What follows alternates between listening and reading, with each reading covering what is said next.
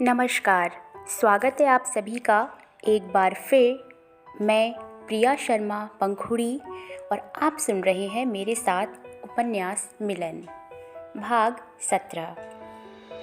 अर्जुन मीरा का हाथ पकड़कर बाहर ले आता है। उसके चेहरे पर बहुत गुस्सा है और वो मीरा पर अपना सारा गुस्सा निकाल देता है। समझती क्या हो तुम खुद को? मुझे ज़बरदस्ती पहले यहाँ ले आई, अब कॉलेज नहीं जाना, क्या लगा रखा है ये? और मुझसे क्या चाहती हो? कहते हुए अर्जुन मीरा का हाथ कसकर पकड़ लेता है। मेरा हाथ छोड़ो, मुझे दर्द हो रहा है। कहते हुए मीरा की आंखों से आंसू निकलने शुरू हो जाते हैं, क्योंकि जो हाथ उसका अभी जला था अर्जुन उससे ही कसकर पकड़े हुए है। सुनते ही अर्जुन मीरा का हाथ छोड़ देता है। उसका गुस्सा भी कम हो जाता है। आपने एक बार भी मुझसे ठीक से बात नहीं की है, जबकि मैंने कितनी बार आपसे माफ़ी मांगी। कहते हुए मीरा रो देती है। कर तो दिया मैंने तुम्हें माफ़, और क्या करूं? अर्जुन फिर गुस्से से बोलता है। आप अभी भी गुस्से में ही बात कर रहे हैं, आप प्यार से बात नहीं कर सकते? मीरा कहती है। मैं गुस्से में बात नहीं कर रहा हूँ, तुम्हें यहाँ अकेले भी तो नहीं छोड़ सकता। चलो तुम कॉलेज छोड़ देता हूँ, तुम सिर्फ 1 घंटा लेट हो, थोड़ी डांट खा लेना। कहते हुए अर्जुन अपनी बाइक स्टार्ट करता है। ठीक है, हम चलेंगे, लेकिन हम आपसे कुछ कहना चाहते हैं, मीरा पलके झुकाए हुए कहती है। अब क्या कहना है तुम्हें? अर्जुन कहता है। मेरा बर्थडे आने वाला है। मैंने कभी अपना बर्थडे सेलिब्रेट नहीं किया, लेकिन इस बार मैं आपके साथ मेरा बर्थडे सेलिब्रेट करना चाहती हूँ, मीरा कहती है। मेरे साथ क्यों? अर्जुन पूछता है। आप मेरे दोस्त हैं इसलिए, मीरा कहती है। देखो, ये दोस्ती तुमने जबरन की है और अब तुम आगे मुझ पर अपना ऑर्डर नहीं चला सकती। और मुझे अब कुछ नहीं सुनना है और न ही कुछ कहना है। चलो बैठो, कॉलेज छोड़ देता हूँ तुम्हें, अर्जुन कहता है। मीरा उदास हो जाती है और अर्जुन के साथ वापस अपने कॉलेज आ जाती है। लेट एंट्री के लिए उसे फ़ाइन भी देना पड़ता है और डांट भी सुननी पड़ती है, लेकिन वो अपनी क्लास ज्वाइन नहीं करती और गार्डन में ही बैठ जाती है। सिर्फ अर्जुन के बारे में सोचकर उसकी आंखें भर आती है और मन ही मन कहती है, मैं सच में पागल हूँ, ऐसे जबरन किसी से प्यार या दोस्ती तो नहीं की जाती। वो मेरे बारे में ऐसा कुछ सोचना ही नहीं चाहता। क्या करूँ मैं? इतने में वहाँ अंजलि आती है। वो भी मीरा पर अपना गुस्सा निकालती है। कहाँ थी तू? पता है मैंने कितने चक्कर लगाए हैं इस गार्डन के। तुझे पता है ना मीरा, मुझे कितनी टेंशन हो जाती है। जैसे ही वो मीरा का चेहरा अपने हाथों से ऊपर करती है तो देखती है कि मीरा बस रोए जा रही है। क्या हुआ तुझे? क्यों रो रही है मीरा? क्या हुआ बता ना? कहते हुए अंजलि परेशान हो जाती है। मुझे अर्जुन से बात करनी है अंजलि, प्लीज़। और वो अभी तक की सारी बातें अंजलि को बताती है। क्या तू उसके साथ थी इतना टाइम? अंजलि चौंकते हुए कहती है। लेकिन वो मुझे बिल्कुल नहीं समझ पा रहा, मैं क्या करूँ अंजलि? वो हर वक्त मेरे दिल और दिमाग में रहता है। मुझे उससे ढेर सारी बातें करने का मन करता है, मीरा कहती है। मीरा क्या है ये? क्या हो गया है तुझे? अगर वो नहीं चाहता तो हम कर भी क्या सकते हैं? अंजलि कहती है।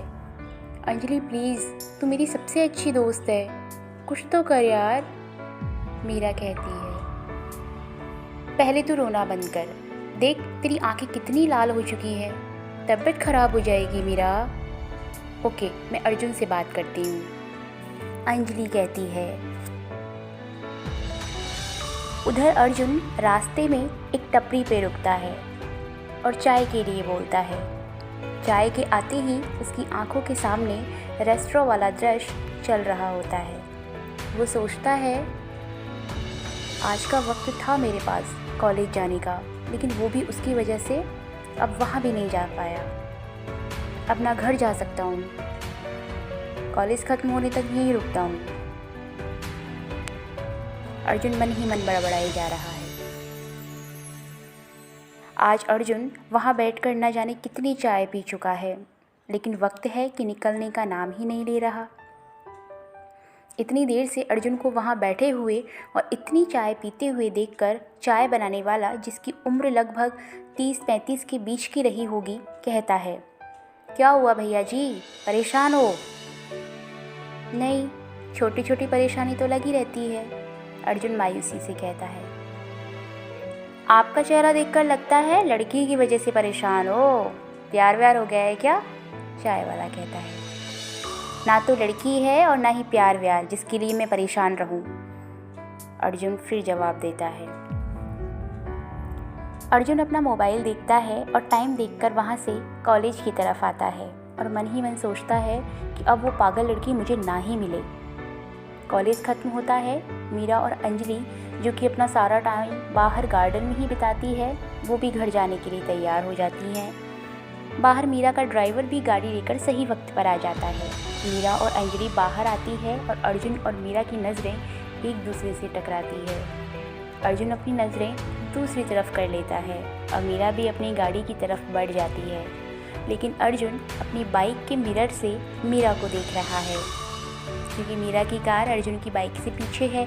मीरा चुपचाप अपनी गाड़ी में बैठ जाती है और अर्जुन उसे तब तक देखता है। शायद मीरा का उदास चेहरा भी अर्जुन महसूस कर लेता है। अर्जुन और अक्कू घर पहुंचते हैं। अर्जुन अपने कमरे में जाता है और थकान की वजह से वो अपने बिस्तर पर लेट जाता है। थोड़ी देर बाद अक्कू वहाँ आती है और पूछती है, भैया आपको जॉब मिली? हाँ अक्कू, कल से ज्वाइन कर रहा हूँ मैं, लेकिन अभी घर में मत बताना। ओके भैया, आपके लिए चाय लेकर आऊँ? नहीं अक्कू, आज बहुत चाय पी है मैंने, अब मन नहीं है। ओके भैया, आप आराम कीजिए, कहकर अक्कू वहाँ से चली जाती है। मीरा भी अपने घर पहुँच चुकी है और सुगंधा खत्री मीरा को देखकर पूछती है, क्या हुआ, तेरी आँखें कैसे लाल है? माँ, वो हवा बहुत तेज़ थी और मैंने गाड़ी का शीशा खोला हुआ था, बस इसलिए, मीरा कहती है। लेकिन मीरा, तुझे ध्यान रखना था ना, तुझे पता है तेरी आंखें कितनी जल्दी लाल हो जाती हैं। चल बैठ, तेरे लिए कॉफ़ी बना दूँ? सुगंधा जी पूछती है।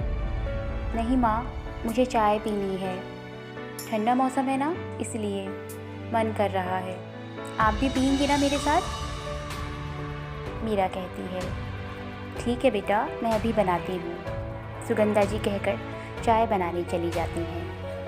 मीरा वहीं सोफे पर बैठ जाती है और अर्जुन के साथ वाली चाय याद करती है। उसे याद आता है कि अर्जुन की रुमाल उसने अपने कॉलेज बैग में ही रख ली थी।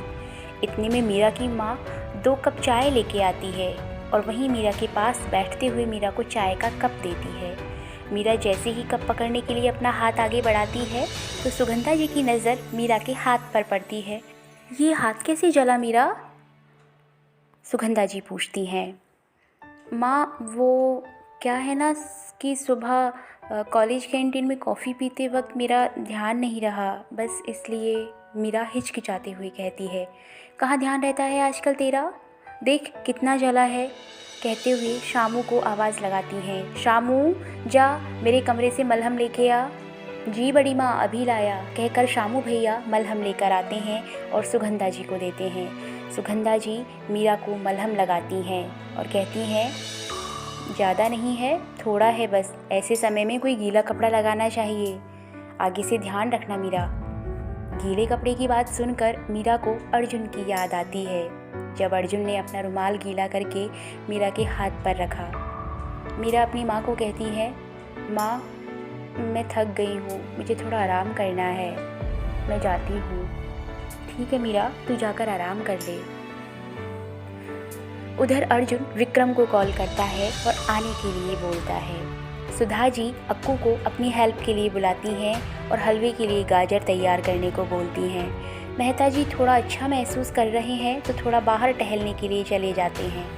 अर्जुन भी किचन में आता है और सुधा जी के पास आकर कहता है, मम्मी प्लीज़ माफ़ कर दीजिए ना। सुधा जी मटर पनीर के लिए पनीर फ्राई कर रही हैं। अर्जुन उनके ठीक पीछे खड़ा है और माफ़ी मांग रहा है। अचानक सुधा जी जैसे ही मुड़ती है, उनके हाथ में ली हुई चम्मच अर्जुन के हाथ से छू जाती है। अर्जुन का हाथ जल जाता है। सुधा जी जल्दी से उसका हाथ पानी से भरे बर्तन में डुबो देती हैं और बहुत घबरा जाती हैं। अज्जू, ज़्यादा दर्द हो रहा है? अक्कू जल्दी से मक्खन निकाल और मक्खन लेकर अर्जुन के हाथ पे लगाती हैं। उनकी आंखों से आंसू भी बहने लगते हैं। अर्जुन उन्हें गले लगा लेता है और कहता है, कुछ नहीं हुआ, लेकिन आपकी नाराज़गी ख़त्म हो गई है माँ। सुधा जी भी अर्जुन को माफ़ कर देती हैं और कहती हैं, मुझे अपने बेटे पे पूरा भरोसा है, वो कभी कुछ गलत नहीं कर सकता। मम्मी प्लीज़, अब आप पुरानी बातें याद मत करो, मैं सब ठीक कर दूँगा, मैंने कहा ना आपसे, आप देखना। कहते हुए अर्जुन सुधा जी को गले लगा लेता है। सुनने के लिए धन्यवाद। अगर आपको पसंद आए तो प्लीज़ लाइक, शेयर और कमेंट करना ना भूलें। Thank you.